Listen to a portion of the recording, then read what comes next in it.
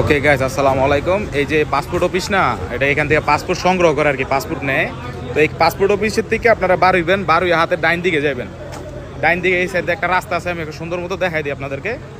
একবারে এদিক দিয়ে ডাইন দিকে বার হইয়া এই যে এন্দা সোজা আটবেন। সোজা আটলে 2 থেকে 5 মিনিট আটলেই আপনারা কোতরায় যাইতে পারবেন। এদিক দিয়ে সোজা আইটা যাইবেন। আমি দেখাই দিতেছি অনেকটা আইটা আপনাদেরকে, যাতে আপনাদের উপকার হয়। কারণ কোতরাই থেকে আপনারা যাইতে পারবেন না। এইগুলো টেস্কি আছে না, এই যে টেস্কি, ইন্ডিয়ান টেস্কি, মালয়েশিয়ান টেস্কি যা আছে, ঠিক আছে, এই টেস্কিগুলোতে আপনারা না ওঠার চেষ্টা করবেন, ঠিক আছে, না ওঠার চেষ্টা করবেন। এদিক দিয়ে আইটটা সোজা, ওই যে দেখেন এদিক দাইটটা গেলে একবারে সুন্দর রাস্তা, ঠিক আছে। এটা হচ্ছে জেকেএল মল। জেকেএল মল তো সবাই চিনেন। জেকেএল মলের পাশেও একটা বাস স্টপ আছে, কেউ কেউ ওই জায়গাতেও যাইতে পারবেন। আর যদি না হয় তাহলে আপনারা এদিক দিয়ে সোজা আইটটা, ওই যে দেখেন অনেক বাঙালি বৈশা থাকে, সমস্যা নাই। এন্দা সোজা একবারে সোজা আইটটা গেলে সামনে গেলে মসজিদ ইন্ডিয়া, কোতরায়া সব 2 থেকে 5 মিনিট আটলেই আপনি যাইতে পারবেন, ঠিক আছে।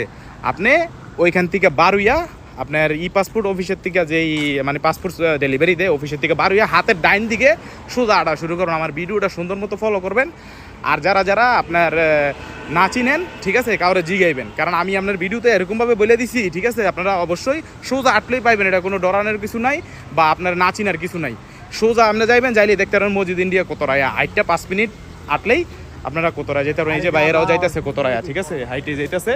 তাহলে হাইটা এইভাবে পাসপোর্ট অফিসের থেকে বার হয়ে হাতের ডাইন দিকে হাইটা চলে যাবেন, ঠিক আছে। সব ভালো থাকবেন।